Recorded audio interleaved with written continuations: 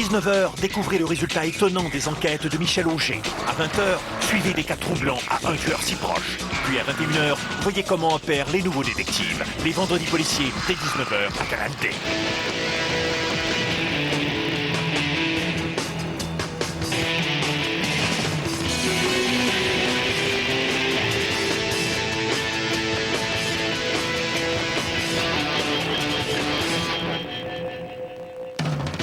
Ce soir, à Auger Enquête, l'univers du crime informatique. Anciens pirates des ondes repentis, victimes de voleurs en ligne et factures téléphoniques salées sont au rendez-vous.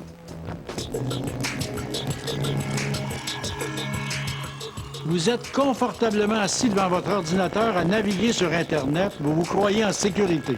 Eh bien non. La technologie a plusieurs avantages, mais peut aussi apporter son lot d'ennuis.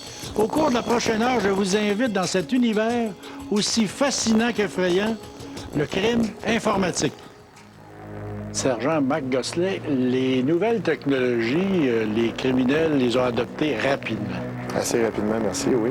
Les nouvelles technologies sont disponibles autant aux criminels qu'aux communs des mortels. Ça change le type de voleur.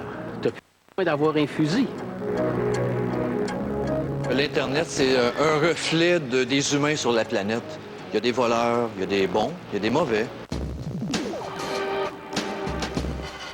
On a une tendance forte là, vers des crimes qui sont un petit peu plus sérieux, qui vont causer des dommages de plus en plus importants. On ne peut jamais faire confiance à 100 %. Il y a toujours des risques. Donc, c'est mieux d'être plus prudent. Je vous donne un exemple. La ville de Montréal, il y a des stops, il y a des lumières, il y a un système de circulation, il y a un code de sécurité routière qui est appliqué. Enlever tous les stops, toutes les lumières, pas de limite de vitesse, c'est un peu ça l'Internet. Les gens s'en vont en pensant qu'il n'y aura jamais d'accident, qu'il n'y aura jamais rien, donc ils ne se protègent pas, ils ne s'attachent pas. Et à un moment donné, ça frappe. Lorsque nous parlons de nouvelles technologies, le mot d'ordre semble être prudence. Pourquoi? Parce que certains sont aussi tentés de partir à la découverte de cet univers aux multiples possibilités sans penser aux conséquences de leurs actes. Ce fut le cas de Mafia Boy, le pirate informatique le plus médiatisé au Canada. Les crimes informatiques, on n'en parlait pas il y a 3-4 ans là-dessus, il n'y en avait presque pas. C'était pas aussi populaire, c'est effectivement vrai. Ça a pris beaucoup d'ampleur dans les dernières années. On n'en parlait souvent pas il y a quelques années parce que c'était méconnu des gens. C'est devenu populaire, heureusement ou malheureusement, suite à l'événement, le dossier Mafia Boy.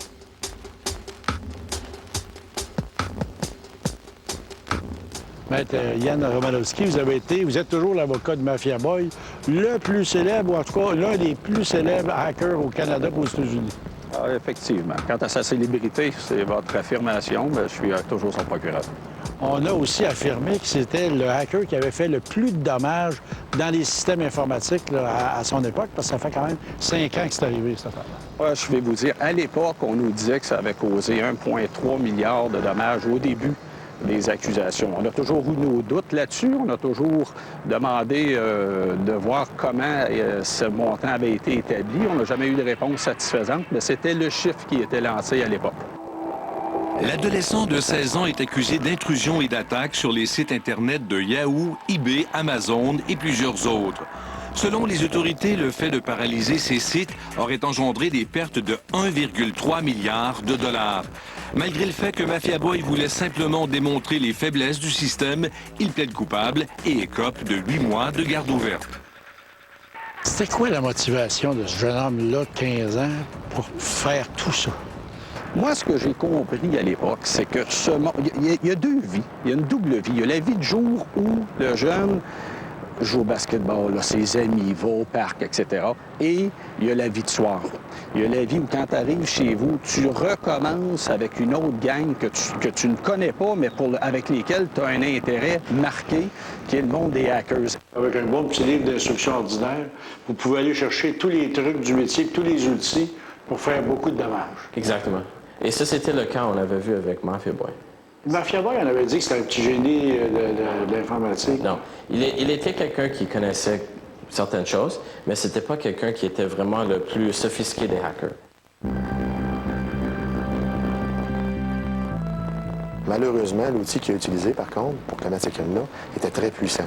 C'est comme de comparer, je ne sais pas moi, un jeune de 12 ans qui mettrait la main sur un bazooka, qui n'a aucune formation militaire, mais qui le pointe vers un édifice puis qui tire sur la gâchette, les dommages vont être énormes à cause de la puissance de l'arme. Un peu la même chose avec Mafia Boy. Pas beaucoup de connaissances, pas beaucoup de formation informatique, mais un outil très puissant qui a permis de faire beaucoup de dommages. Fait beaucoup de dégâts avec peu de connaissances. Là. Comme ça, Mafia Boy, c'était pas le petit génie que tout le monde a écrit. Non. Il a utilisé des outils qui étaient déjà sur Internet, qui étaient déjà publics. Puis il a utilisé les connaissances qu'il a eues avec cet outil-là. Dans le fond, il a cliqué sur OK, go, puis ça s'est lancé.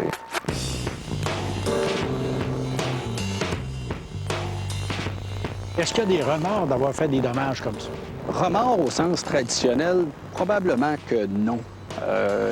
Parce qu'on a toujours douté et questionné la notion des dommages. On a toujours cru que c'était grossièrement exagéré de la part de la GRC lorsqu'on parlait d'1,3 milliard.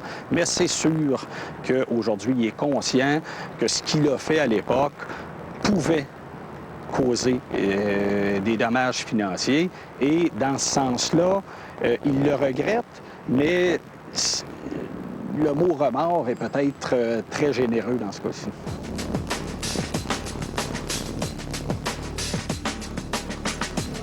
Des pirates informatiques, il y en a ici au Québec. On l'a démontré par nos enquêtes. Évidemment, c'est un sujet qui demeure confidentiel à l'heure actuelle. Par contre, on a ciblé certains individus qui sont québécois et qui utilisent les ordinateurs dans un but, carrément avoué, d'aller chercher soit de l'information ou tout simplement d'attaquer un système pour tester leur capacité. Parce que c'est un jeu informatique, oui. Mais c'est un crime quand même. Oui, tout à fait. S'introduire dans un ordinateur, c'est un crime reconnu par le Code criminel.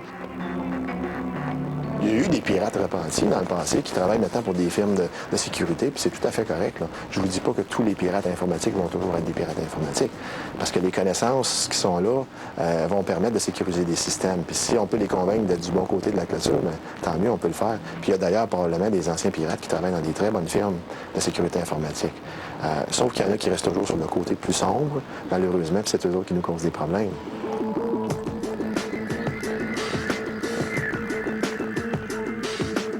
Mafia Boy semble désormais repenti. En septembre 2005, il s'est joint à l'équipe du Journal de Montréal pour une chronique hebdomadaire. Comme ce fut le cas pour Mafia Boy, nombreux sont ceux qui, par défi, tentent de déjouer les systèmes informatiques. Et tout comme lui, Pierre-Guy Lavoie et Robert Masse ont mis leur expérience de pirate informatique au service de la sécurité. Comme vous le constaterez, les défis dans ce secteur sont assez nombreux.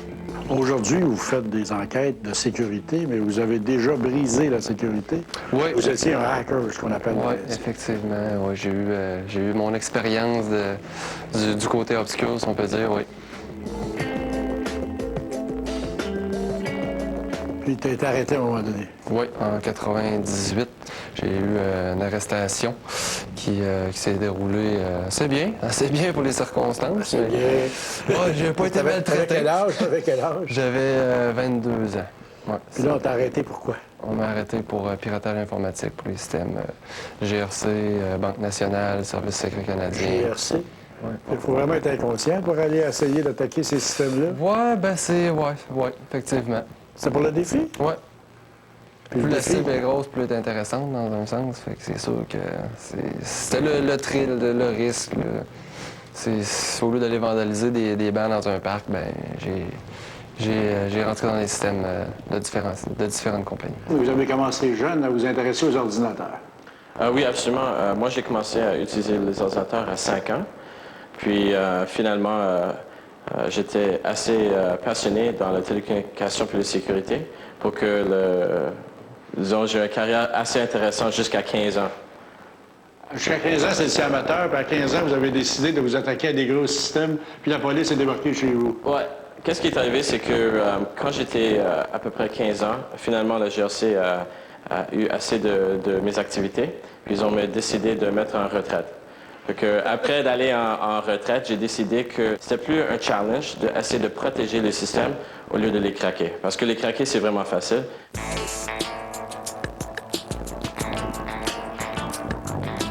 Donc, vous avez été probablement une des premières victimes de l'escouade anti-informatique, anti-vol informatique de la GRC. Oui, dans ce temps, il y avait seulement une personne. Puis cette personne actuellement a quitté. Il a une autre place, mais maintenant, il y a à peu près une trentaine de personnes à Québec. C'était facile de pirater le système de la GRC? Bon, je peux pas dire que c'était facile. C'était pas nécessairement évident. Là. Ça s'est fait, mais ça a été sur une longue échelle.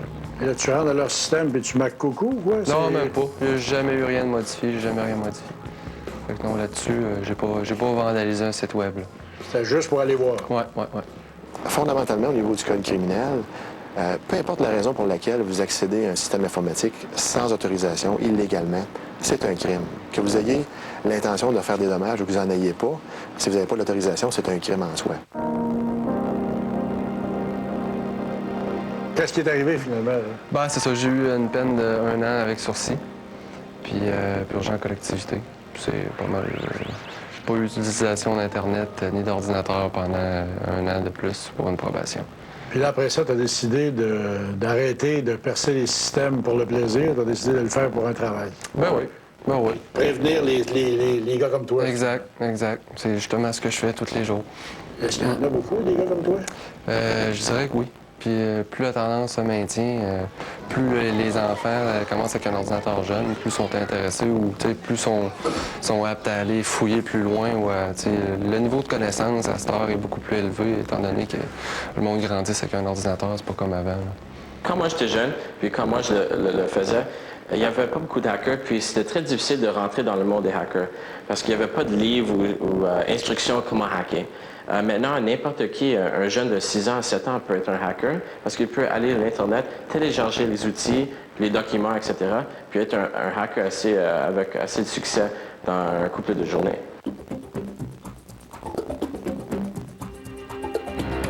Est-ce que le piratage informatique, c'est quelque chose de très nouveau ou bien si on n'entendait pas parler avant?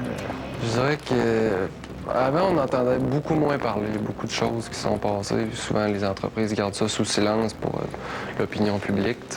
Mais je dirais que là, on entend plus parler, puis il y en a beaucoup plus aussi, étant donné la disponibilité des outils, puis la jeunesse qui est habituée avec un ordinateur. Plus nos jeunes commencent tôt sur l'ordinateur, plus ils sont efficaces après ça. Effectivement. Plus ils découvrent les trucs. Oui, c'est sûr. Comme quand tu commences à jouer au hockey jeune, tu as des chances de te rendre à la Ligue nationale. C'est le même principe.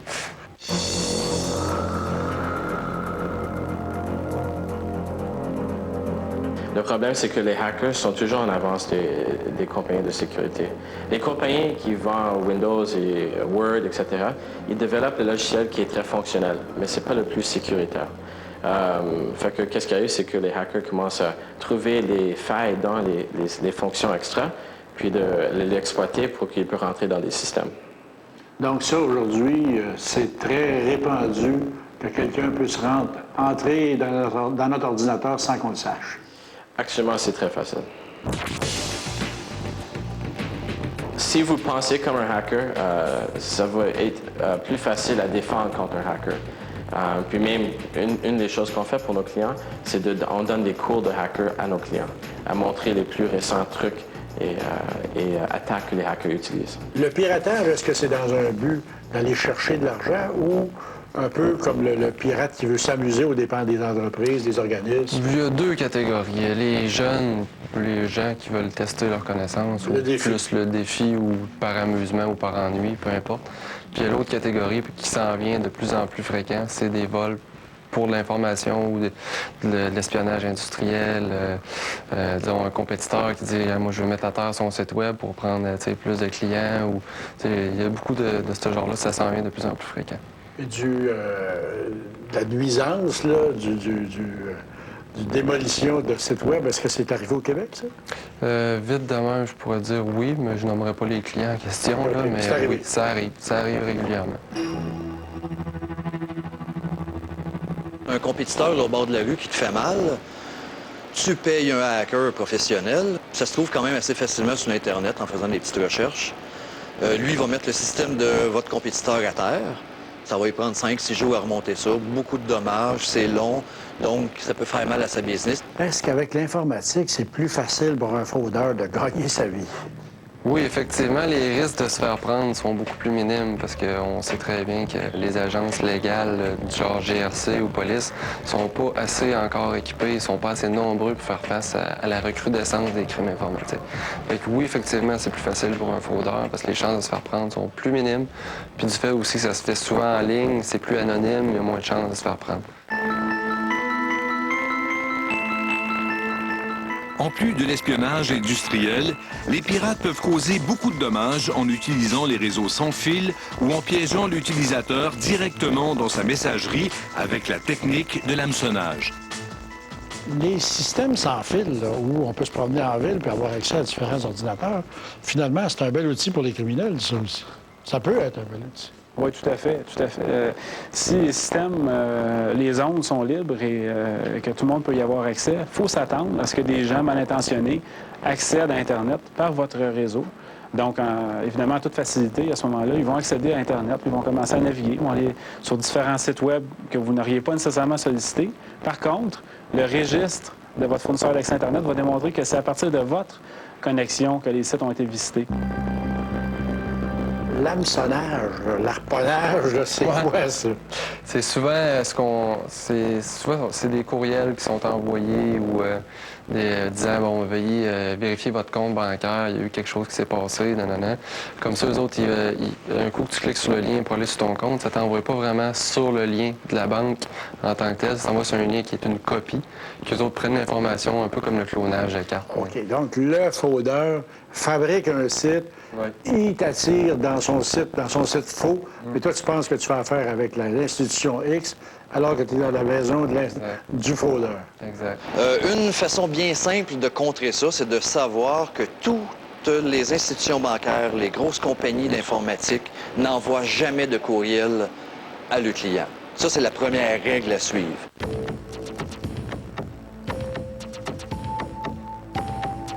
Quand tu ouvres ton ordinateur sur Internet, tu n'es probablement pas en sécurité, à moins que tu aies pris les précautions nécessaires pour être en sécurité. Mais d'abord, c'est d'avoir un antivirus et de le tenir à jour. Il y en a qui vont avoir un antivirus, là, et puis qui ne le tiennent jamais à jour. Ça, c'est un peu comme des médicaments périmés. Il y a beaucoup de gens qui nous appellent, qui nous disent « j'ai été victime d'un hacker » alors qu'en réalité, on regarde la configuration d'un système qui date de, par exemple, 5-6 ans. Ils n'ont jamais fait de mise à jour sur leur antivirus. Ils n'ont pas de pare-feu dans leur ordinateur. Donc, les critères de base de sécurité n'ont pas été respectés finalement par cette personne-là. Donc, elle est entièrement exposée à toute attaque provenant de l'extérieur. Quelle donnée est dans ta machine qui pourrait être susceptible d'être voulue par un hacker? Je crois pas que l'individu normal au Québec a assez d'informations sensibles pour qu'un hacker passe 3 semaines à essayer de rentrer chez lui.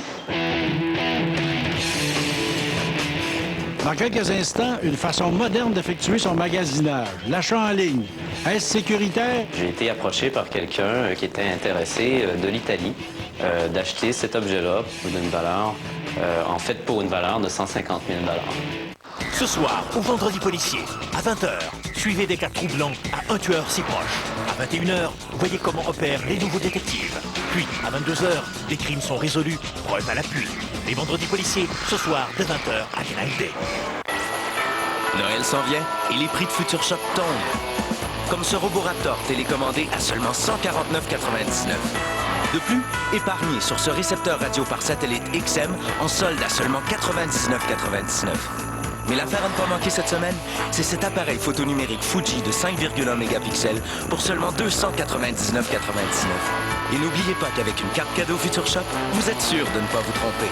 Ce Noël, les plus bas prix garantis, c'est chez Future Shop.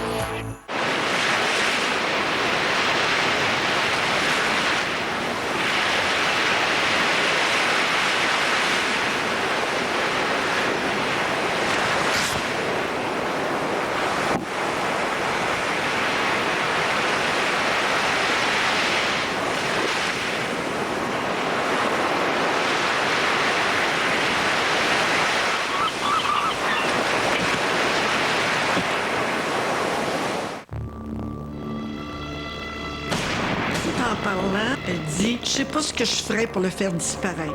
On avait affaire à une famille vraiment dysfonctionnelle. Il y a une colère sourde qui évolue depuis de nombreuses années et qui trouve son aboutissement dans ce geste-là. Un tueur si proche. Ce soir, 20h à Canal D.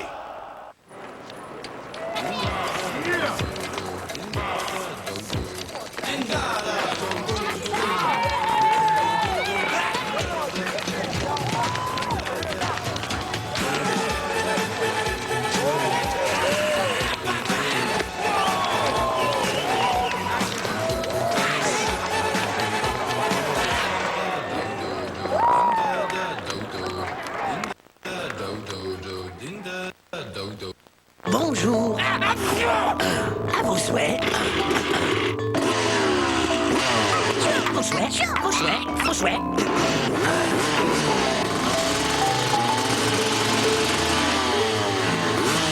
Strepsil, un médicament antibactérien qui tue les germes et offre un soulagement rapide du mal de gorge. Recommandé par les médecins. Strepsil, premier soin pour le mal de gorge.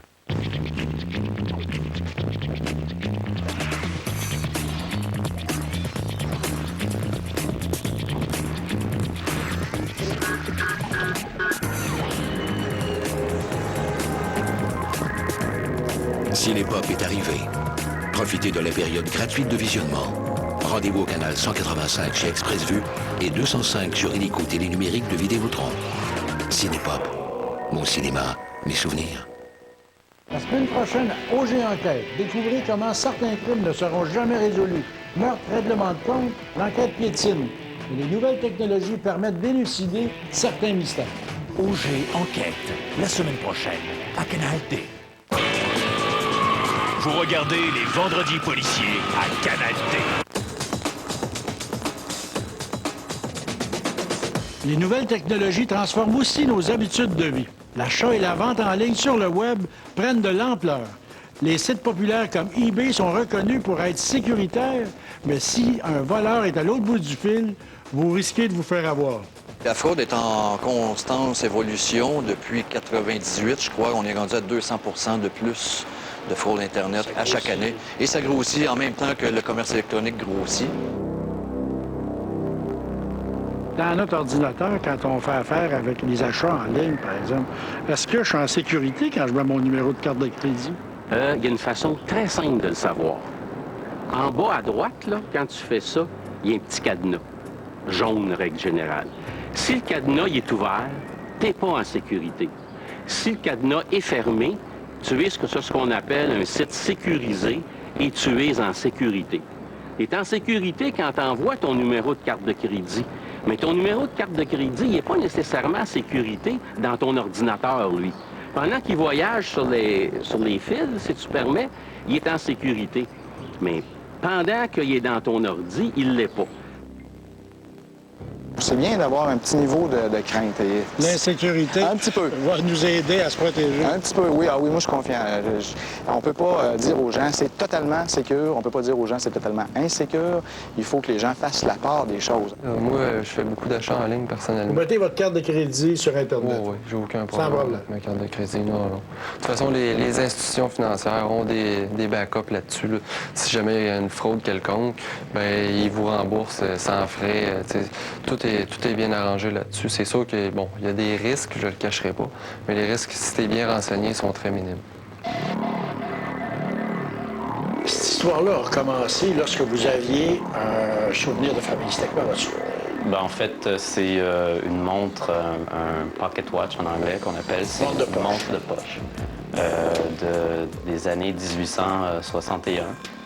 Un superbe 18 carats, solide gold, avec toute une histoire historique incroyable qui entourait cette montre-là.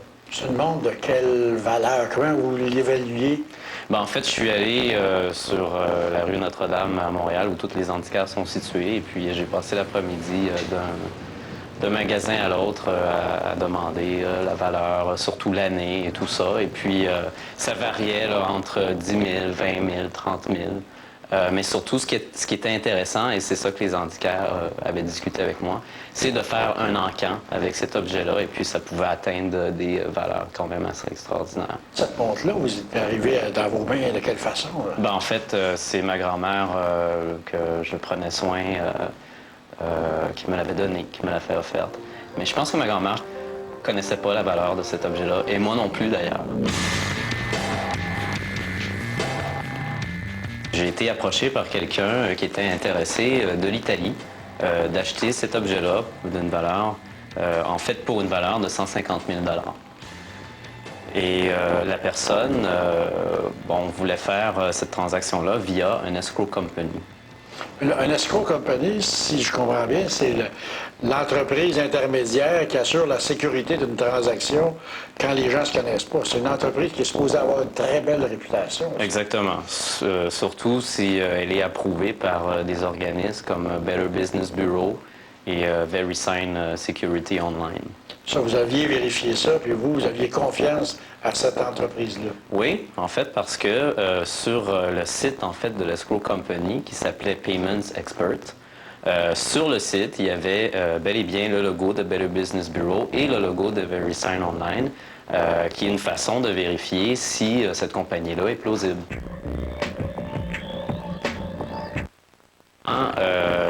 La façon que ça fonctionne, c'est que moi, j'ouvre un compte avec Payment Expert, qui est l'escrow company.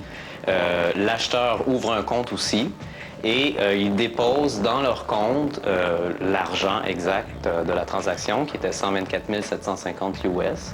Aussitôt que l'acheteur le reçoit, il a une période de 24 heures d'inspection pour être sûr que la montre est dans la boîte et que c'est bel et bien 1861, évidemment. Et par la suite, quand le 24 heures s'écoule, l'escrow company libelle un chèque à mon nom de 124 750 US. Mais dans ce cas-là, moi, j'ai fait la transaction telle que prévu. J'ai envoyé le colis en Italie. J'ai suivi la transaction, évidemment, sur l'Internet. Quand le soi-disant M. Matson a reçu le paquet, a signé pour, 24 heures s'est écoulé. Alors, j'ai été voir le statut de mon compte dans la compagnie Payment Expert. Et quand je suis retourné sur le site web de Payment Expert, le site web avait disparu. Complètement? Complètement.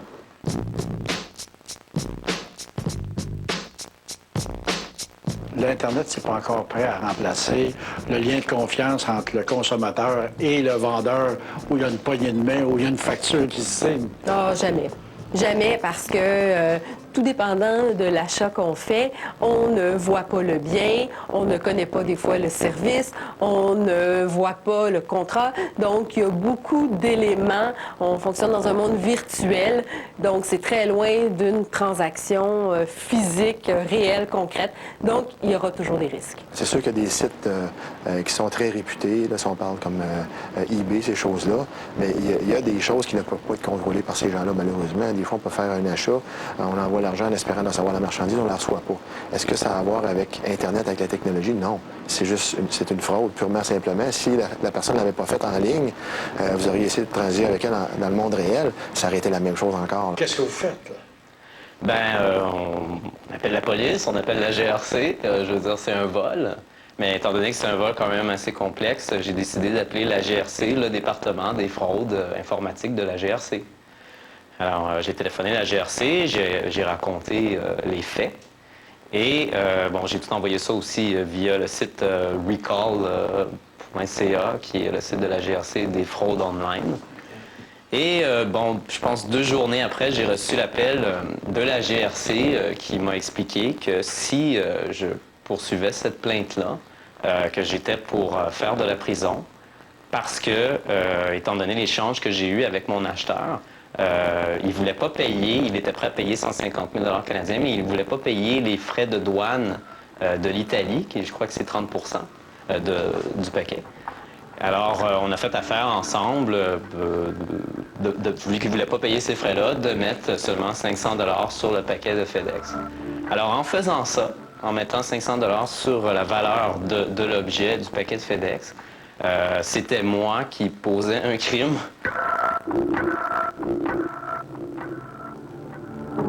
Donc, Donc là, vous n'avez pas poursuivi vos démarches avec la police ici? Ben, en fait, non, parce que, bon, il m'a carrément dit qu'il s'en venait m'arrêter et qu'il fallait m'expédier en Italie et tout un paquet de trucs. Alors oui, ça fait peur. Et puis on dit, bon, ben, that's it, that's all. Qu'est-ce que vous faites à ce moment-là? Ben, j'ai fait une enquête moi-même, en fait, avec les connaissances que j'ai, parce qu'on sent qu'il faut faire quelque chose, c'est plus fort que soi. Je veux dire, police ou pas, c'est moi qui s'est fait voler. Et puis je me suis fait carrément avoir et je voulais drôlement retracer qu'est-ce qui s'est passé. Est-ce que vous avez réussi votre enquête à retrouver votre montre? J'ai pas retrouvé la montre, non. Après la pause, une organisation criminelle vole virtuellement des cartes de crédit pour effectuer des achats en ligne. Comment une personne, un individu peut avoir autant de numéros de carte de crédit.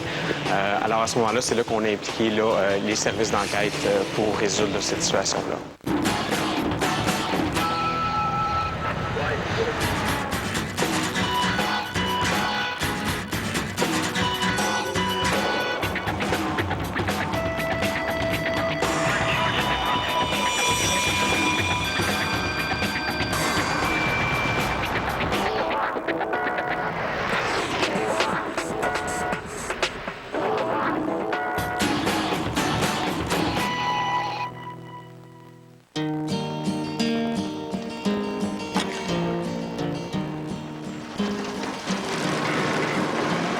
Depuis plus de 75 ans, nous sacrifions des Volvo au nom de la sécurité.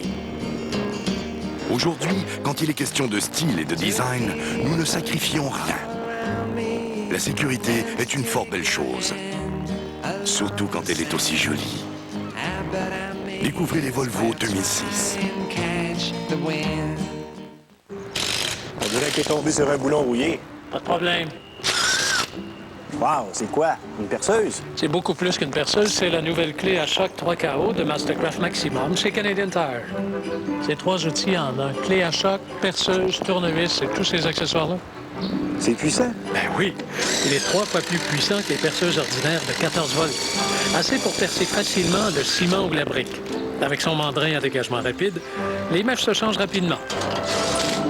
Est-ce que tu t'en es servi pour ton patio? Oh oui. Il est idéal pour tout genre de travaux. Et le mécanisme à percussion s'enclenche au bon moment. Serré, vissé, percé. D'un simple geste du doigt. La clé à choc 3KO Mastercraft Maximum et accessoires, seulement 149,99. Ça, c'est différent. Et seulement chez Canadian Tire. Hey, il est rouillé, lui. Passe-moi là, je vais l'essayer. Wow! Je commence avec toi.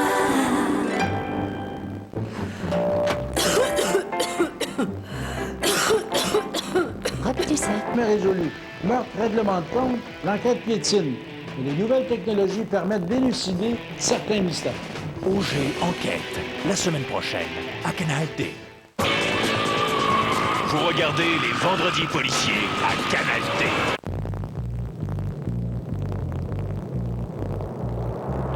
Le crime organisé est présent partout où il y a de l'argent à faire. Pas étonnant de constater qu'il est actif lorsqu'il est question d'Internet. Future Shop l'a appris à ses dépens et a grandement profité de l'expérience. Sébastien Bousquet, vous êtes gérant de la prévention des pertes pour Future Shop. Vous avez une trentaine de magasins au Québec, donc vous êtes victime des vendus, des fraudeurs assez régulièrement. Vous avez pris des moyens de vous défendre. C'est effectivement une réalité avec laquelle on vit, étant donné qu'on vend des produits d'électronique. Ces produits-là se revendent bien sur le marché noir. Définitivement, on est ciblé autant en magasin que sur notre site Internet. Puis là, votre site Internet, il y a des petits génies de l'informatique qui ont tenté de vous arnaquer puis qui ont réussi en partie. Écoutez, je pense que c'est le même principe qu'en magasin. Les gens évoluent, nos compagnies évoluent aussi dans ces systèmes bancaires-là. Il arrive parfois où est-ce qu'on est victime de certaines transactions, mais on apprend très vite.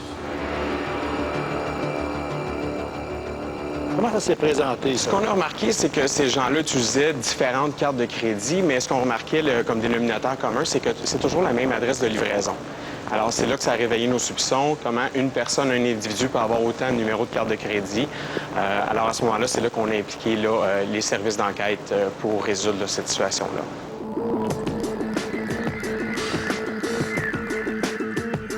Claude Sarrazin, votre compagnie Circo, vous avez été appelé à l'aide par Future Shop qui avait des problèmes. On attaquait leur site Internet, puis on obtenait des achats en ligne avec des fausses cartes de crédit. Exactement. Bien, c'est-à-dire que c'est des vraies cartes de crédit qui sont utilisées, mais c'est des cartes de crédit qui ont été piratées. Dans ce cas-ci, les pirates, si on veut, utilisaient d'autres sites, soit des sites créés par eux-mêmes ou des faiblesses dans des sites transactionnels existants pour aller chercher des identités complètes. Donc, le numéro de carte de crédit, date d'expiration, le nom de la personne, du vrai détenteur de la carte, et se servaient par la suite de ces informations-là pour faire de nouvelles transactions. Là, vos recherches d'indices, là, vous avez un fraudeur qui connaît l'informatique, qui connaît le réseau Internet. Ça vous prend un spécialiste aussi, là? Absolument, absolument. Donc, chez nous, on a un spécialiste qui est formé pour ce genre de recherche-là, de tâches-là, et lui effectue des recherches à partir de certaines des données. Bon, l'adresse, l'identité de l'ordinateur d'où les commandes sont parvenues, etc. On retrace la globalité de ces informations-là et on remonte jusqu'à la personne qui a placé la commande en utilisant divers moyens d'enquête, certains hautes technologies, d'autres des techniques d'enquête plus conventionnelles comme la filature, la surveillance. Comment vous faites pour aller retracer tout ça? C'est quand même assez simple. Tout ordinateur branché sur Internet possède une adresse qu'on appelle une adresse IP, qui est spécifique à chaque machine sur la planète au complet. Donc, avec cette adresse-là, moi, je peux faire un traçage. Donc, je vais retracer le chemin à l'envers. D'où ça vient? De Future Shop, dans ce cas-là, jusqu'à la personne. Souvent, ça va être jusqu'au serveur de la personne. Ensuite, en ayant un mandat du juge, on peut faire ouvrir les livres du serveur et savoir qui était branché à cette connexion à telle heure. À partir de ce moment-là, c'est qu'on identifie toutes les données et paramètres autour de la transaction. Donc, toutes les adresses qui ont été utilisées pour les livraisons, les noms utilisés. Bon, est-ce que la personne n'a pas tenté d'obtenir de la marchandise? Parce que c'est facile de dire non, c'est pas moi qui ai fait cette commande-là, alors que c'est le cas. Donc, on valide pour savoir vraiment qu'est-ce qu'il y en est. Et puis, à partir de ce moment-là, on collabore avec tous les différents services d'enquête impliqués. Au niveau de la gestion juridique, c'est pas clair encore. Notre site web est situé à Vancouver. Alors, est-ce que la fraude se produit à notre bureau de Vancouver? Ce sont les policiers de l'extérieur qui devraient s'en occuper. Mais la livraison a lieu à Montréal. Est-ce que ce seraient les policiers de Montréal? Alors, je sais que présentement, dans le milieu, il y a beaucoup de confusion à ce niveau-là. Qui doit s'occuper du dossier? Alors, on a préféré aller dans le privé là, pour compléter la transaction. Mais les criminels, eux, ils n'ont pas de juridiction, que ce soit à Vancouver, à Montréal. Eux, le cash, ils le prennent où ils peuvent et ils obtiennent la marchandise. Non. Et puis, écoutez, comme je vous disais, on est dans l'électronique. On le sait. Les gens recherchent les MP3, les laptops, les PlayStation. Ça se revend très bien dans les pawn shops ici à Montréal, dans les marchés aux puces, sur le marché noir.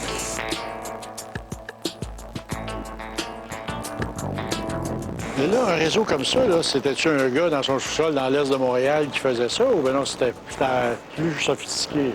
Non, dans ce cas-ci, dans le cas de Future Shop, en particulier dans ce dossier-là, c'était un groupe associé à la criminalité d'Europe de l'Est, qu'on appelle maintenant...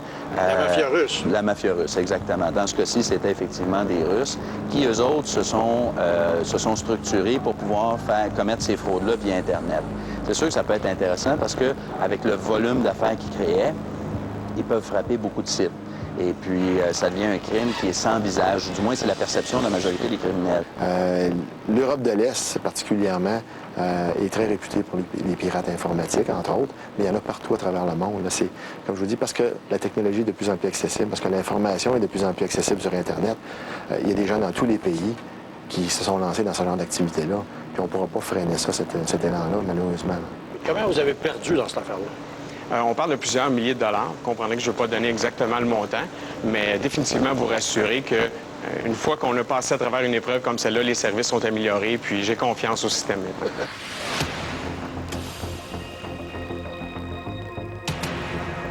Lorsque la police s'est présentée au domicile ou à la place d'affaires de votre fraudeur, qu'est-ce qu'on a trouvé? À l'intérieur, on a trouvé un ordinateur qui a été saisi par les policiers parce qu'il faut s'entendre. Nous, on a fait la partie jusqu'au moment d'une livraison, ce qu'on appelle une livraison contrôlée. À partir de ce moment-là, l'individu a été mis en état d'arrestation par les services de police et par la suite, on a obtenu un mandat de perquisition pour aller saisir. Les policiers ont obtenu un mandat de perquisition pour aller saisir l'ordinateur. Et le soumettre à des expertises auprès du service de police. Bon, à partir de ce moment-là, les accusations ont été portées contre l'individu parce qu'à l'intérieur de l'ordinateur, effectivement, il y avait des traces de transactions. On avait l'information concernant les cartes de crédit qui avaient été subtilisées et ainsi de suite.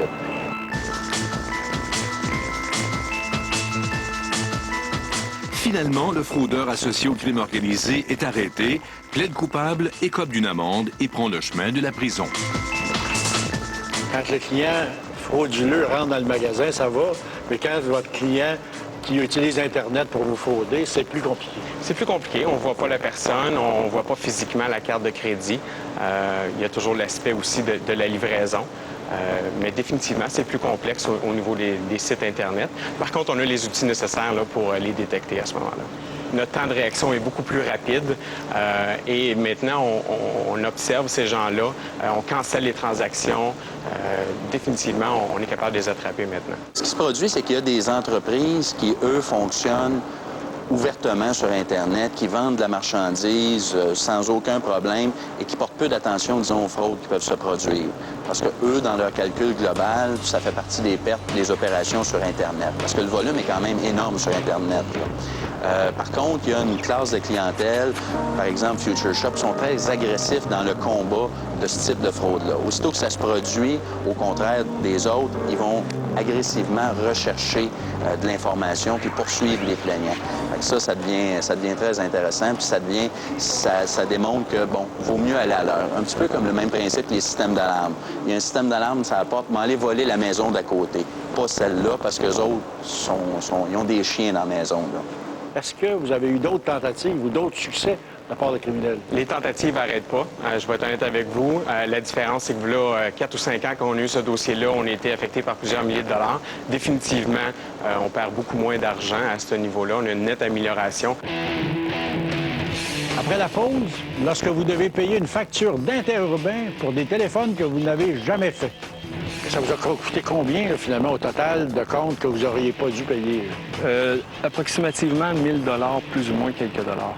Ce soir, au Vendredi policier, à 20h, suivez des cas troublants à un tueur si proche. À 21h, voyez comment opèrent les nouveaux détectives. Policiers à Canal D.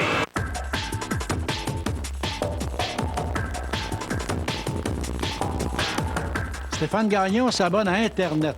Tout va bien jusqu'au jour où il reçoit une facture de son fournisseur pour des appels téléphoniques qu'il n'a jamais fait. Que s'est-il passé? Stéphane Gagnon, la plupart des personnes que je connais qui s'abonnent à Internet sont très heureuses. Toi, tu as eu beaucoup de malheur. Oui, on a eu beaucoup de problèmes à la maison. Ce qui est arrivé, c'est que suite à un abonnement Internet, on a reçu des facturations de l'ordre de jusqu'à 1 000 $ là, concernant un modem ou quelque chose comme ça qui aurait entré dans l'ordinateur et qui nous aurait fait facturer ces montants-là. Ça, c'est un cas de détournement de modem, alors qui arrive souvent à l'insu des consommateurs.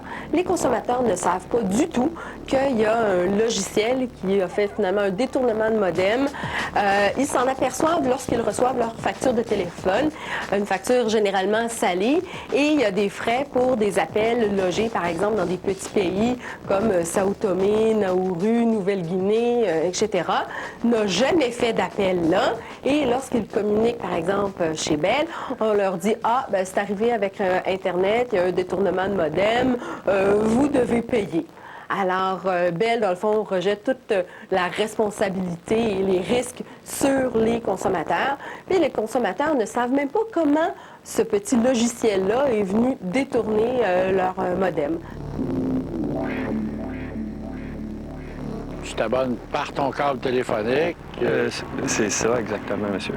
Mais là, il y a d'autres personnes qui sont entrées dans ton ordinateur. Exactement. Comment ça se fait, ça? Ce qui m'a été expliqué par des gens qui connaissaient ça plus que moi, c'est qu'effectivement, quelqu'un est rentré dans mon ordinateur. À partir de là, a fait des longues distances à l'extérieur du pays, en Afrique, à Sao Tomé. Et à partir de là, on a reçu des facturations excédentes.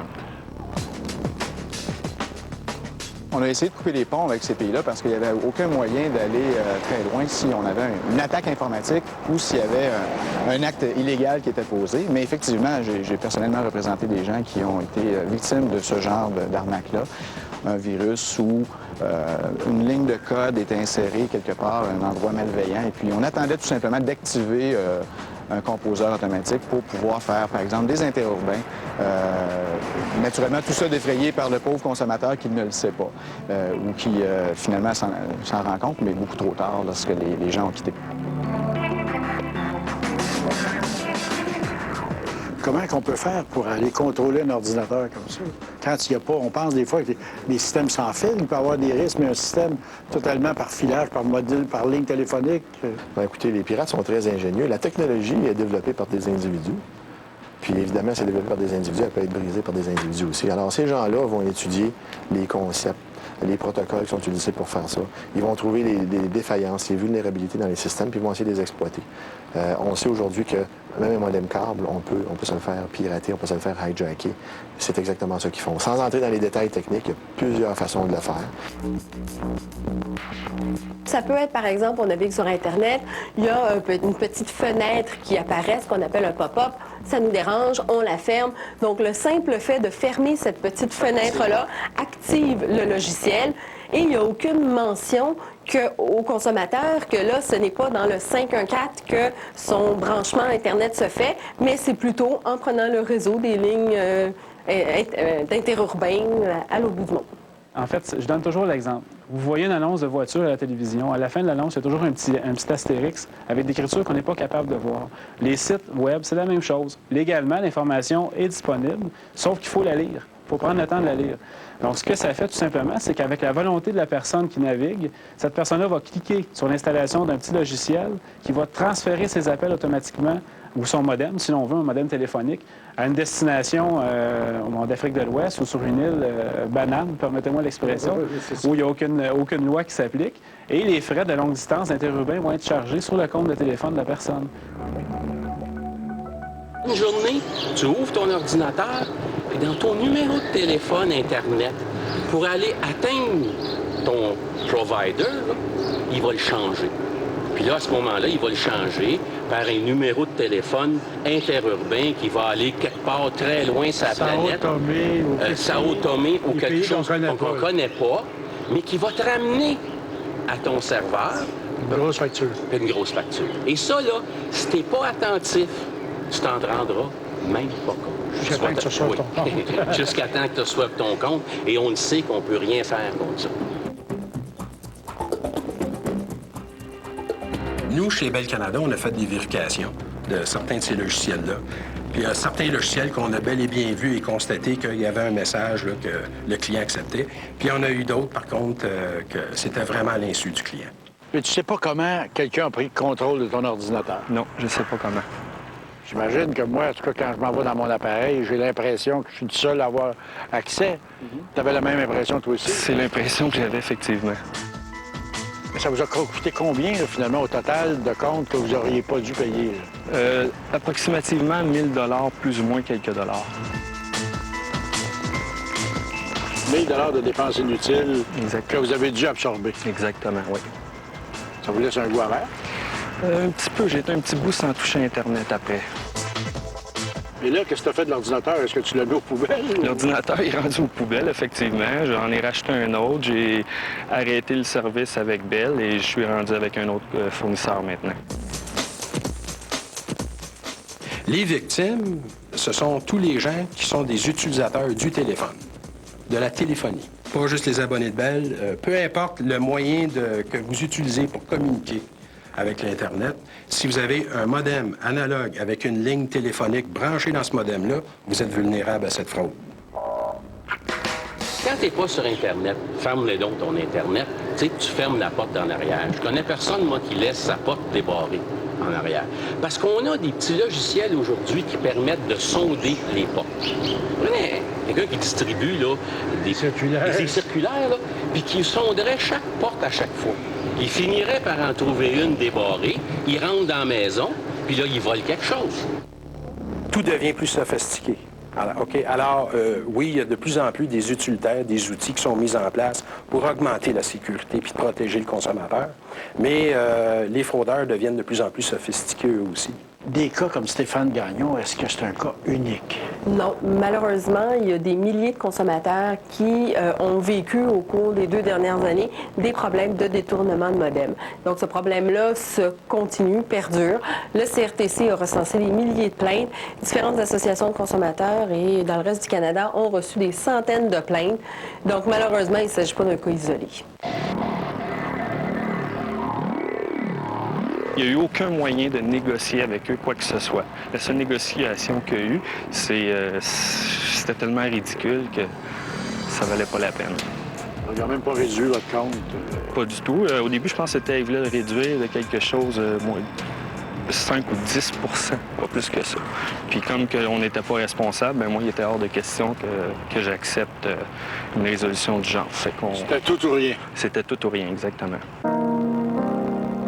Le CRTC a décidé, finalement, à adopter la position des compagnies de téléphone en disant on ne réglemente pas Internet, c'est la responsabilité des consommateurs, donc c'est à eux d'assumer les risques et les frais, les pertes quand il y en a.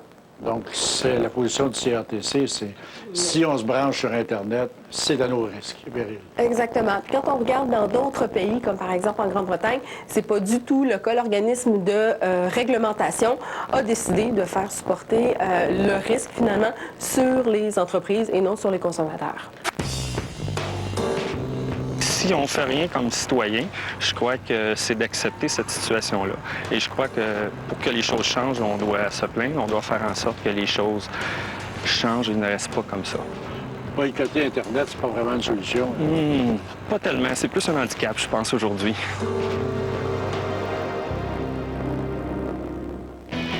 L'informatique fait désormais partie de notre vie quotidienne, mais la prudence de chacun est de mise.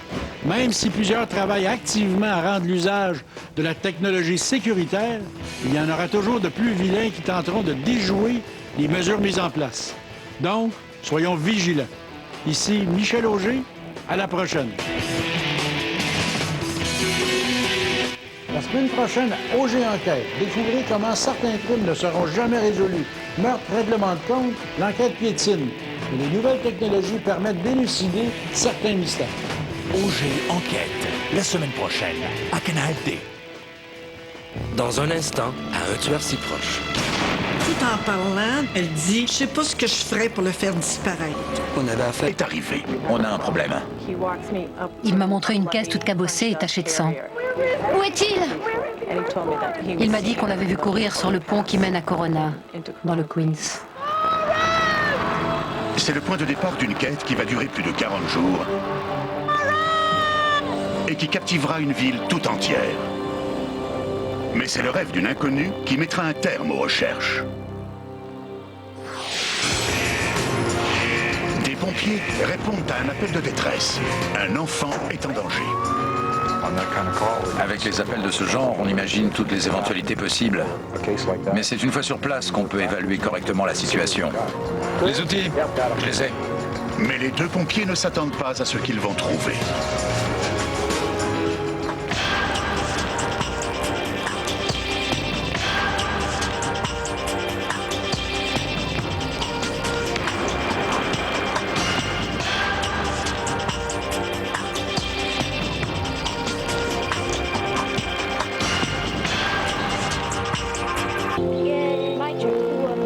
Le 15 mars 1998, Robert Lord, 9 ans, joue dans le jardin avec sa petite sœur Jessica. Soudain, alors qu'il grimpe à une échelle de corde, l'arbre se déracine et lui tombe dessus. Jessica court aussitôt prévenir Michelle, leur mère. Jessica est venue en courant me prévenir que Robert s'était fait mal. Je l'ai vu allongé par terre sous l'arbre. Ça va? Il était terrifié. Est-ce que tu sens tes jambes? Ça a été un énorme choc. Et ça, tu le sens? Tu ne sens rien du tout? L'ambulance est arrivée et ils ont aussitôt décidé d'appeler l'hélicoptère. Robert est emmené d'urgence à l'hôpital pédiatrique de San Diego, où il est confié aux soins du docteur Hall Meltzer. Il avait très mal aux deux bras. Dès qu'on le touchait, il se mettait à hurler. C'était comme s'il avait un court-circuit dans les nerfs des bras et des jambes. Le père de Robert, Steven, les rejoint à l'hôpital. Vous voyez cette fracture? Malheureusement, c'est la lésion de la colonne vertébrale la plus grave qui soit. Il était paralysé, c'était indéniable. J'avais entendu parler de l'accident de Christopher Reeves, alors j'étais très inquiet. Robert ne pourra peut-être jamais remarcher. Ça n'a pas été facile de parler aux parents de Robert. Son père a bien résumé la situation en disant « Hier, on se demandait comment emmener Robert à l'entraînement de foot, et aujourd'hui, on doit se demander comment faire pour que Robert arrive un jour à se nourrir tout seul. » J'ai dit à ses parents que personne ne peut savoir de quoi demain sera fait, et que je n'étais pas devin, mais que j'avais très peur qu'il ne puisse jamais remarcher. Ils nous ont dit qu'il devrait sûrement faire marcher son fauteuil roulant en soufflant dans une paille. Mais d'un autre côté, 1% des victimes de ce genre de lésions se remettent complètement. Alors je me suis concentrée sur ce 1%. Comment vas-tu? Je me suis dit, inutile de s'apitoyer sur notre sort en attendant que son état s'améliore. Il va falloir trouver autre chose. Alors, j'ai cherché ce qu'on pouvait faire pour l'aider à guérir. Le lendemain soir, alors que sa mère est au chevet de Robert, Steven, suivant le conseil d'un ami, se connecte à Internet pour chercher des informations. À 11 h du soir, je me suis dit, de toute façon, je n'arriverai pas à dormir. Je suis allé dans mon bureau et j'ai tapé lésion de la moelle épinière. Il se retrouve face à des centaines de références différentes. J'ai trouvé un site dont l'intitulé était « Guérissons la paralysie ». Et je me suis dit que c'était une bonne attitude.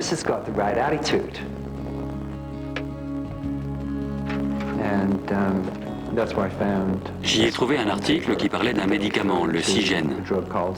Il avait été testé et il avait donné de bons résultats sur les humains, avec un taux de réussite de 20 à 30%. L'article insiste sur le fait que ce médicament expérimental a une efficacité optimale lorsqu'il est administré dans les 72 heures qui suivent l'accident. Or, 44 heures se sont déjà écoulées. On était mardi et il était 8 h du matin. Le laboratoire pharmaceutique et le ministère de la Santé étaient tous les deux à Washington, où il était déjà 11 h. Il fallait encore que j'arrive à convaincre ma femme, le médecin, le ministère, et que je me fasse expédier le médicament avant mercredi midi. Docteur, j'ai regardé sur Internet. Steven prévient le docteur Meltzer que ce médicament n'est pas autorisé par le ministère de la Santé, mais il lui demande malgré tout s'il y a un moyen de l'obtenir. La lésion de Robert était très grave. La plupart du temps, il n'y a aucune amélioration, quels que soient les traitements et les produits administrés. Alors je me suis dit que tout médicament qui pouvait aider Robert, du moment qu'il n'aggravait pas son état, valait le coup d'être essayé. J'ai un patient, un garçon de 9 ans. Il contacte aussitôt le ministère de la Santé et obtient la permission d'utiliser le médicament. Malheureusement, l'unique stock se trouve à Washington. Pressé par le temps, Steven demande à un ami, vivant dans la capitale, d'aller chercher le médicament et de le mettre dans le prochain vol pour San Diego. 10 heures plus tard, il récupère le paquet à l'aéroport. Je l'ai pris, je me suis dit, ça y est, et j'ai foncé. 78 heures se sont écoulées depuis l'accident, 6 de plus que le temps optimum. Et Steven Lord sait que chaque seconde compte. Je n'ai pas arrêté de courir. Je ne voulais pas perdre une seule seconde. Je suis arrivé dans le couloir, je leur ai donné le produit et je me suis effondré. Ça y était, il n'y avait plus qu'à espérer que ça marche.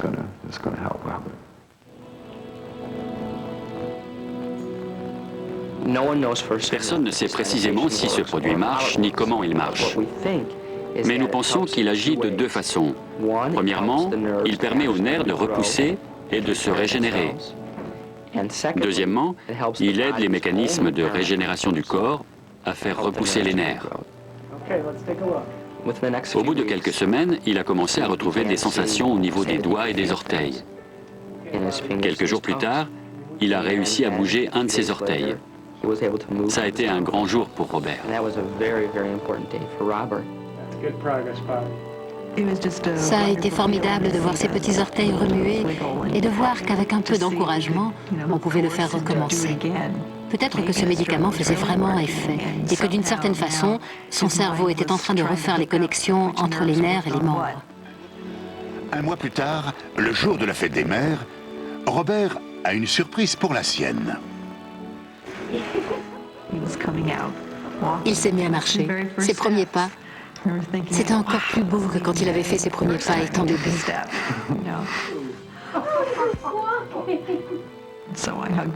Je l'ai pris dans mes bras en disant « C'est le plus beau des cadeaux de fête des mères ». Le 28 mai 1998, 18 jours plus tard, Robert quitte l'hôpital. C'est un jour important pour une autre raison. C'est son 10e anniversaire. Assister à un événement aussi extraordinaire, ça rend humble. Ça aurait pu se passer tout autrement. Il aurait pu rester tétraplégique à 9 ans. Un petit sourire. C'était formidable de le voir marcher à nouveau. Et de voir que tous nos efforts n'avaient pas été vains. L'état de Robert ne cessant de s'améliorer, son père décide de retrouver l'auteur de l'article qui avait transformé une tragédie en conte de fées. C'est alors qu'il fait une incroyable découverte. L'article a été écrit pour un devoir par une élève de terminale nommée Christy Hughes. Elle était adolescente lorsque son petit ami s'est retrouvé paralysé à la suite d'un accident de moto. Clayton n'avait que 19 ans, mon âge actuel, quand les médecins lui ont dit qu'il ne pourrait plus jamais marcher. J'en ai voulu au monde entier à ce moment-là, et je suis sûre que lui aussi. Dès que tu sors d'ici, on va à la pêche. Cet été-là, j'ai passé la plus grande partie de mon temps à l'hôpital ou au centre de rééducation. Je n'arrêtais pas de faire la navette tous les jours. Je n'ai jamais raté un seul jour. Malheureusement, le petit ami de Christy finit par mourir de complications dues à sa paralysie. Un coup dur pour une adolescente. J'ai choisi d'écrire cet essai à cause de son accident, évidemment, et parce que je voulais en savoir plus sur les lésions de la moelle épinière. Je voulais savoir si j'avais raté quelque chose ou si les médecins ne nous avaient pas tout dit. Ça m'a touché qu'une personne ayant vécu tout ça se soit dit « Que puis-je faire pour aider d'autres personnes dans le même cas ?»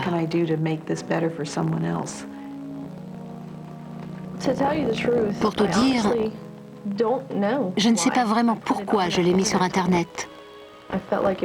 J'ai eu l'impression qu'il fallait que je le fasse et qu'un jour, quelqu'un le lirait et pourrait s'en servir.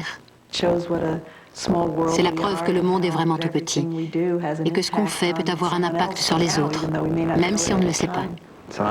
Je lui suis très reconnaissant. J'avais très envie de la rencontrer pour la remercier en personne. Les Lords finissent par rencontrer leur bienfaitrice. Le 13 mars 1999, la famille l'accueille à l'aéroport de San Diego. Elle n'avait rien pu faire pour aider son petit ami, mais elle avait aidé Robert. Elle a souri en voyant Robert, et j'espère que ça l'a un peu consolé. Voir que ce que j'avais fait avait permis d'éviter que quelqu'un ne souffre, c'est ce dont j'avais besoin pour tourner la page. C'était comme si le soleil s'était soudain remis à briller pour moi. Comme si je revenais à la vie.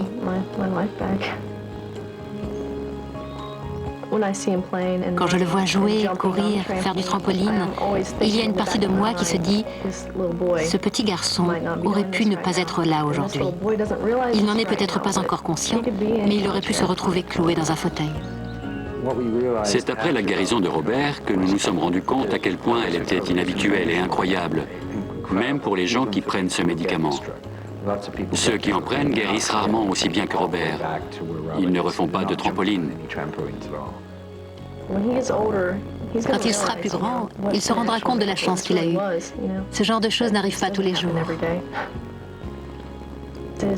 Son père a cherché au bon endroit, au bon moment. Et il y a une bonne raison à ça, je le sais. L'accident, la mort de mon petit ami, mon article, tout ça s'est combiné pour que ça se termine bien. Même si on peut parfois se questionner sur la fiabilité de l'information qu'on trouve sur Internet, C'est pourtant un véhicule d'information extraordinaire qui donne accès en quelques clics à tout ce qui se passe dans le monde. Pour la recherche sur le traitement des maladies, par exemple, Internet est devenu un outil précieux. Dans sa biographie sur Lucien Bouchard, Lawrence Martin rapporte même que c'est en cherchant sur Internet que les spécialistes de l'hôpital Saint-Luc ont trouvé le cocktail de médicaments qui a réussi à stopper les ravages de la bactérie mangeuse de chair qui terrassait l'ancien premier ministre. Le Cygène, le médicament qui a guéri Robert dans l'histoire qu'on vient de voir, a été utilisé de manière expérimentale de 1991 à 1997. À la fin de l'étude, on a jugé que les résultats à long terme du médicament n'ont pas été assez concluants pour qu'il soit homologué aux États-Unis et au Canada. Par contre, il est disponible en Europe et en Amérique du Sud. Après la pause, des pompiers qui se trouvent au bon endroit, au bon moment.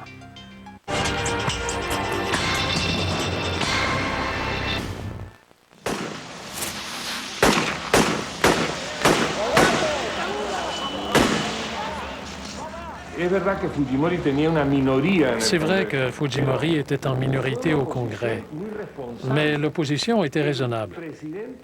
Le président du Sénat invitait Fujimori à la recherche de compromis, mais Fujimori refusait en voulant créer l'impression que la crise était inévitable.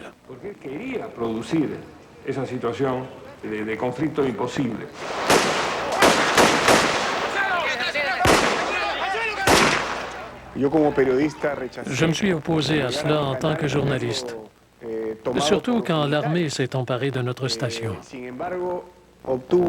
Mais ce coup avait l'approbation de 80% de la population, selon les sondages.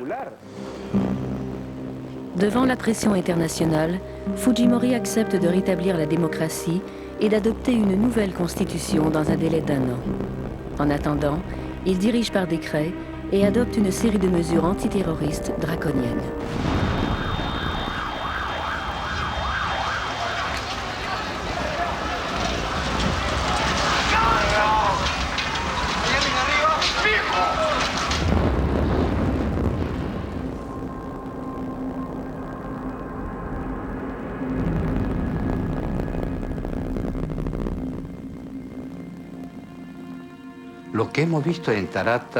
Ce qui s'est passé à Tarata a été la goutte qui a fait déborder le vase. Il faut appliquer des mesures d'urgence devant ce genre de choses.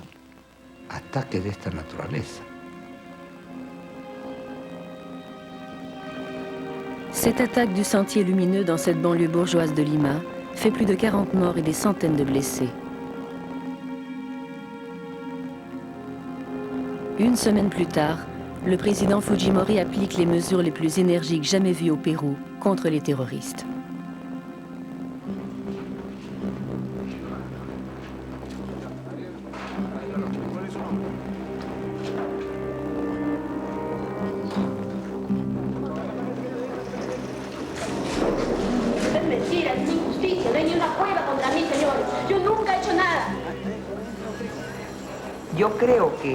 Nous partageons le même idéal de bien commun,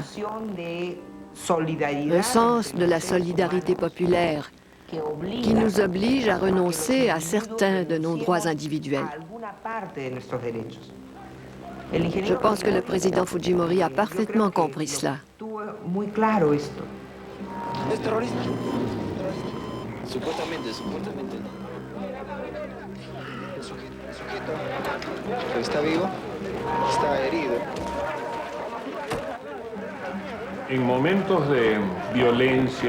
Durant une période de violence, la démarcation entre le terrorisme et le terrorisme de l'État est étroite.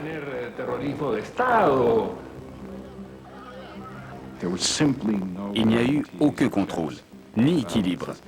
Et c'est ce qui fait que de nombreux innocents ont été pris dans les mailles de ce filet.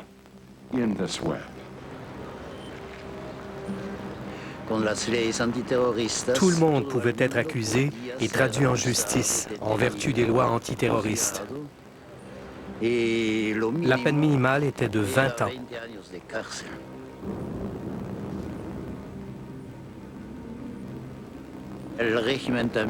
Les conditions étaient tout à fait atroces dans les prisons.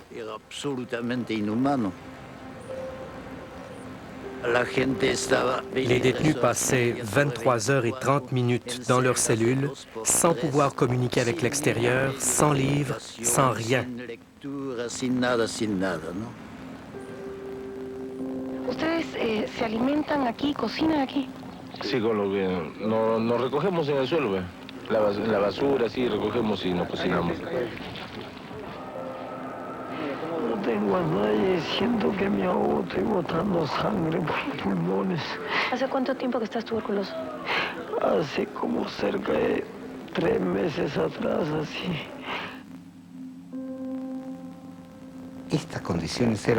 Les conditions étaient inhumaines. Par contre, les prisons étaient complètement sous le contrôle des terroristes. Elles étaient devenues ce que j'appelais l'université du terrorisme. Nous devions contrôler les terroristes les plus dangereux pour éviter qu'ils ne s'enfuient.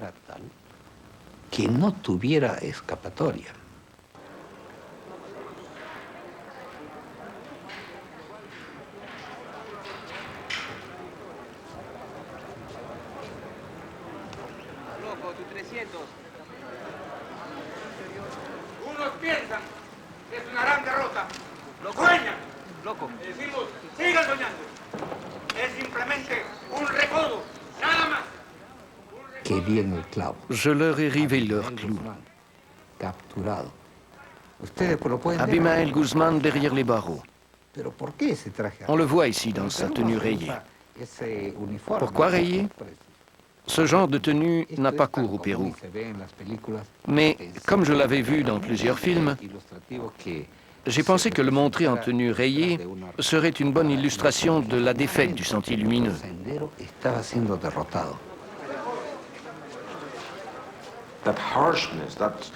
Cette dureté, cette vision draconienne devait suffire dans la lutte contre le terrorisme. Mais tel n'a pas été le cas. Cela s'explique par de l'excellent travail policier, des progrès constants dans la traque des dirigeants et une certaine indépendance vis-à-vis de l'État qui, à cette époque, était complètement désorienté et versait dans la brutalité. Al fin y al cabo al hombre le pueden quitar las cosas menos lo que tiene caja. A nadie, así lo maten. Y si no muere, esto quedan los demás.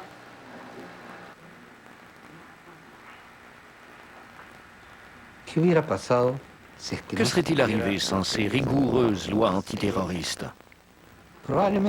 Abimael Guzman aurait sans doute été condamné en vertu des lois antérieures au coup, et il aurait retrouvé sa liberté après 6 ou 8 ans.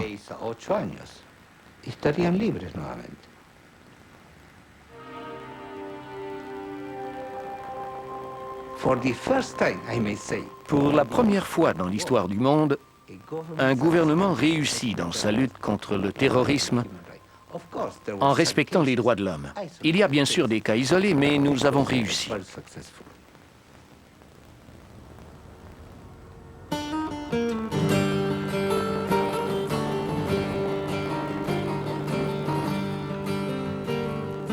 En 1995, Fujimori a réussi une reprise économique remarquable.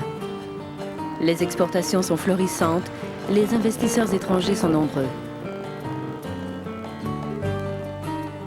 Ayant réussi à mettre de nombreux membres du Sentier Lumineux derrière les barreaux, Fujimori semble avoir remporté sa lutte contre la terreur.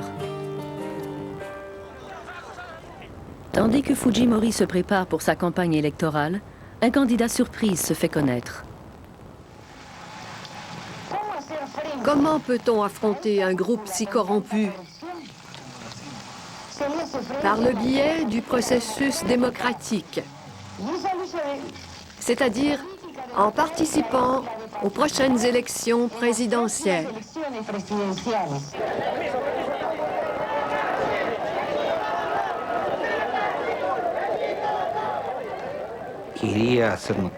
Elle voulait la vedette. Elle pensait devenir présidente. Elle.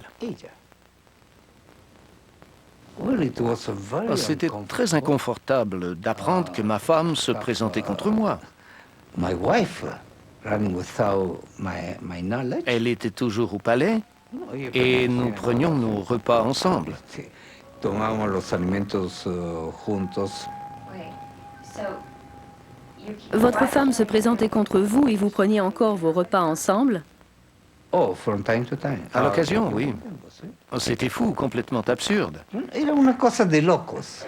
Una cosa totalmente absurda. Keiko s'en est mêlé avec beaucoup de tact.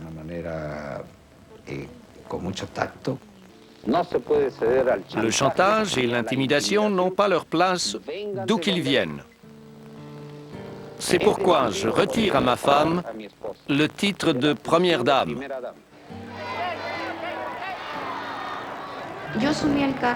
J'ai assumé le titre de première dame lors de ma 2e année d'université. Cela m'obligeait à des déplacements 1 ou 2 fois par mois de Boston vers le Pérou pour m'acquitter de mes fonctions officielles. C'était vraiment difficile.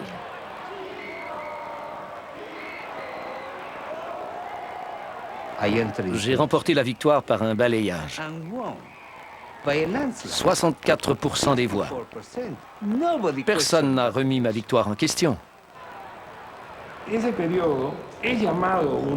C'est l'époque qui a été surnommée le printemps de la démocratie, parce que tous les Péruviens étaient prêts à passer l'éponge, à donner une 2e chance à Fujimori, en dépit du coup.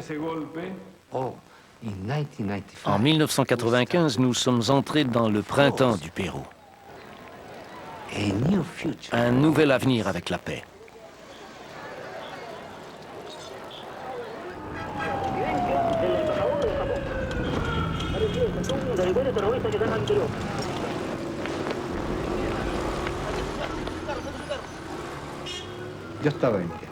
J'étais calmement assis dans mon bureau, occupé à régler les affaires de la journée,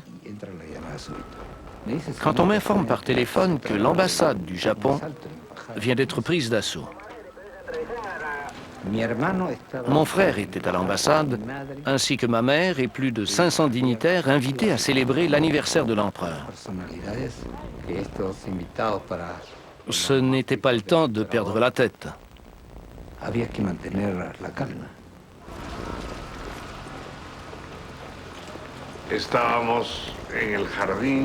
Nous étions dans le jardin, sous l'auvent, quand il y a eu une forte explosion.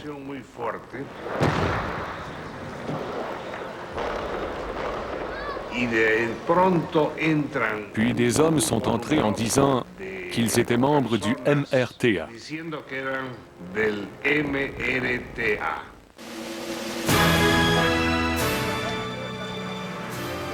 Un seul des 72 otages est tué. Tous les rebelles sont abattus. Samedi.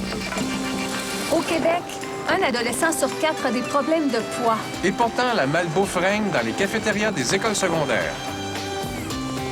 L'épicerie, samedi 10h30 sur RDI. Un champ de maïs, pour nous, pour nos bêtes et bientôt pour nos voitures. C'est qu'avec du maïs, on fait de l'éthanol, un carburant. Une victoire pour l'environnement ou un mensonge? À la semaine verte, samedi 17h.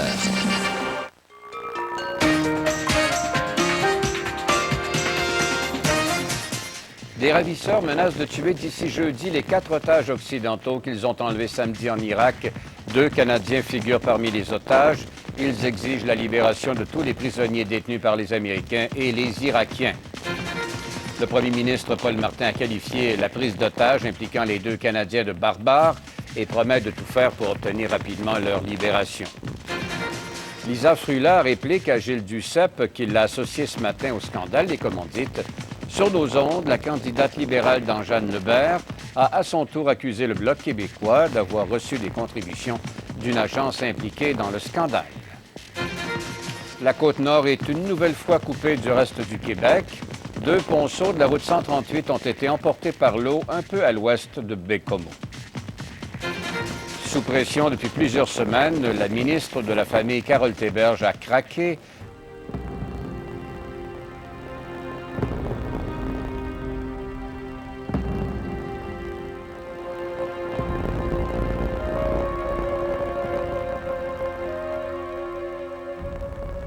Le MRTA a dit à tous les travailleurs de s'en aller. et les femmes aussi. J'ignore si le MRTA savait que la mère de Fujimori se trouvait parmi ces femmes.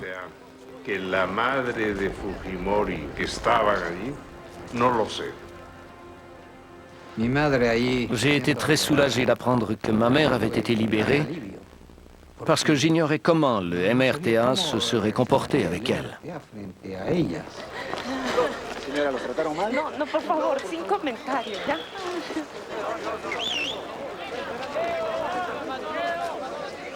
Le MRTA demande la libération de leurs camarades emprisonnés, 400 ou 500 prisonniers. Ils veulent une amélioration des conditions de détention.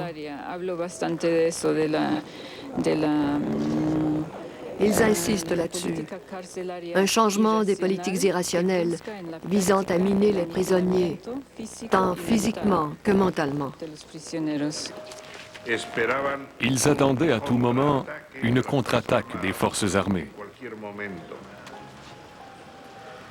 Mais rien ne s'est produit. Seulement le silence de la nuit et notre angoisse pour nos vies et pour nos familles et notre pays.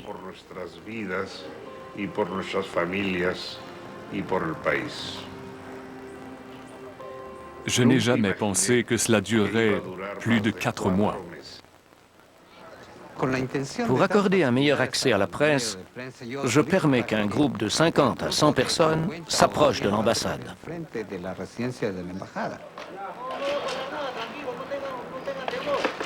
Podemos hablar con alguien, por favor. Se acercan uno por uno. Todos van a hacer una columna, uno por uno. Por favor, concentración.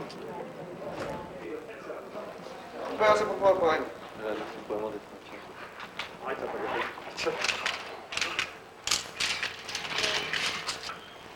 Cuyo nombre legal podríamos decir Néstor Tartolini, actual responsable del movimiento revolucionario Túpac Amaru. Le MRTA était à l'agonie et on était rendu au point où il voulait abandonner le sentier de guerre pour se lancer en politique.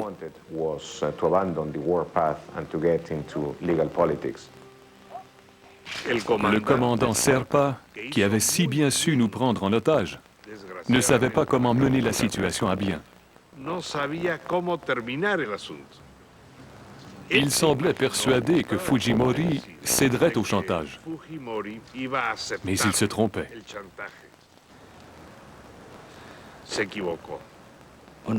Les terroristes exigeaient non seulement la remise en liberté de leurs camarades, mais ils voulaient qu'on libère 460 membres du MRTA. Tous, en fait. Je ne pouvais accepter cela.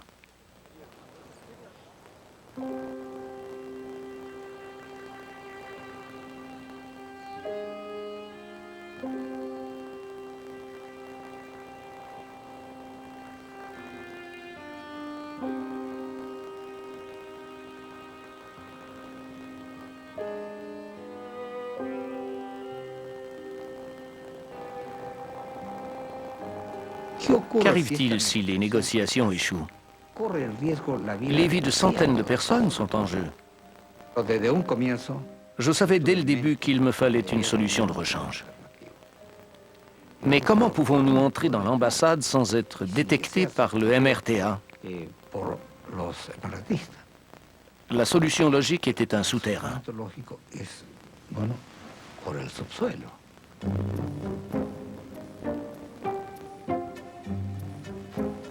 J'ai appelé Montesinos et lui ai expliqué qu'il ne s'agirait pas d'une opération militaire traditionnelle. Nous aurions recours à des techniques d'ingénierie et à des explosifs pour surprendre les terroristes.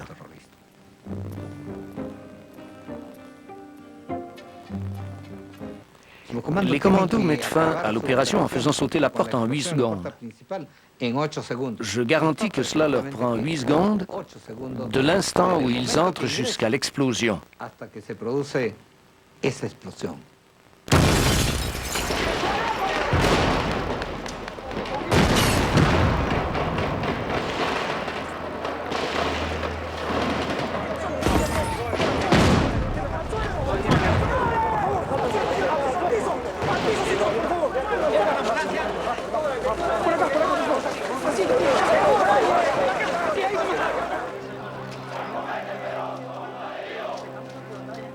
Un seul des 72 otages est tué. Tous les rebelles sont abattus.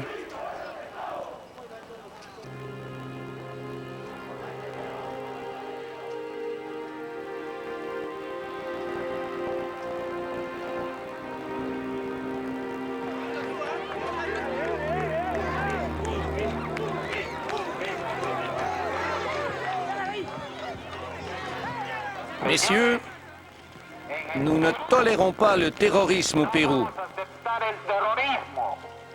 Au Pérou, nous vivons selon les principes de la démocratie. Nous avons donné l'exemple à la communauté internationale. Nous ne tolérerons pas le terrorisme. Nous ne céderons jamais.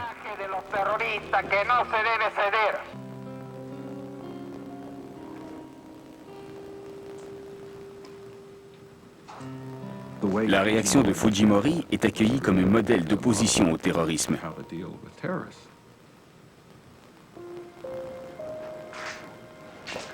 Mais la façon dont il s'est réjoui de son succès a un peu terni son image, un peu comme un samouraï sanguinaire. Almost like a bloodthirsty samurai.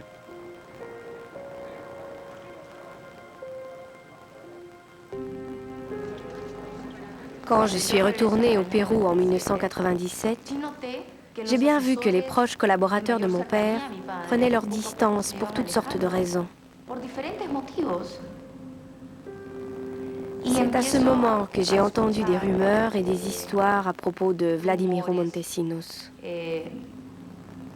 Escuchar historias acerca de Vladimiro Montesinos. Des notes biographiques du département d'État des États-Unis nous apprennent que le nom de Montesinos a plusieurs fois été relié à des allégations d'entorse aux droits de l'homme. On laisse entendre qu'il a officiellement donné son accord à des assassinats et à la torture de présumés terroristes et d'adversaires politiques. Montesinos était redouté. Les gens disparaissaient. On parlait de chantage, de torture. Et la réputation de Montesinos, l'homme sans visage, l'homme invisible, en était une de pouvoir absolu. Mais vous n'étiez pas invisible à ses yeux. Officiellement, Montesinos détient le titre de directeur adjoint des services nationaux de renseignement. Officieusement, il est sans doute le personnage le plus important du gouvernement Fujimori. Je vis depuis 9 ans dans l'édifice du service des renseignements, 24 heures par jour. Comme le président Fujimori le sait, je me consacre entièrement à mon travail.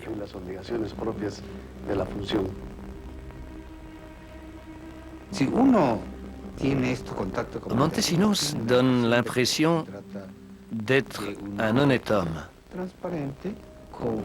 un homme généreux. Sous ses apparences, c'est un homme dangereux.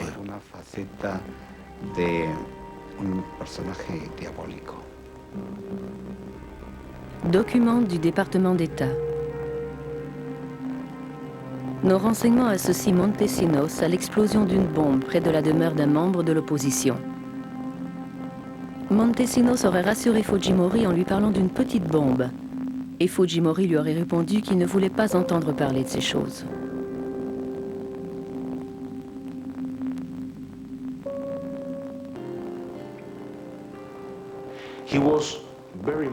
C'était un excellent micromanager. Absolument rien ne lui échappait. Mais toutes les décisions de Montesinos devaient être approuvées par Fujimori.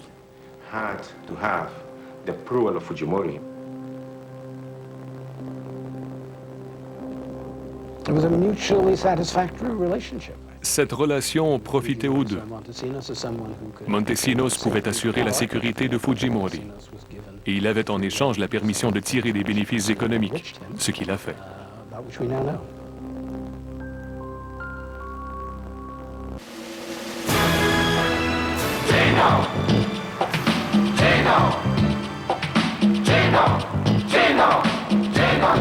Gino! Il y aura des cadeaux pour tout le monde. Sur RDI. Samedi, vous faites des transactions sur Internet? Attention à l'hameçonnage. C'est comme une jungle, l'Internet. Il faut faire très attention. Vous êtes plus que jamais dans la mire des fraudeurs. La facture samedi 19h30 sur RDI.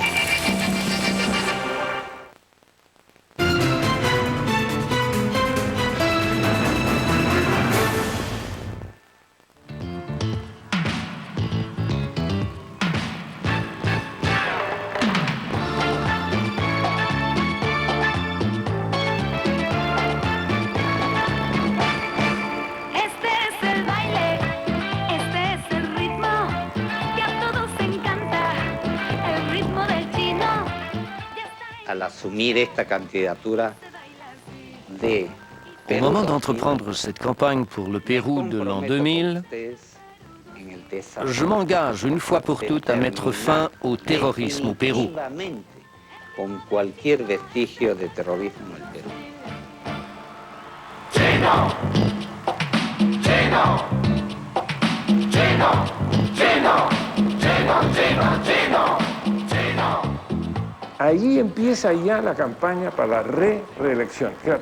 Il entreprend à ce moment une campagne illégale pour sa réélection, puisque la nouvelle Constitution ne permet au président d'être réélu qu'une seule fois.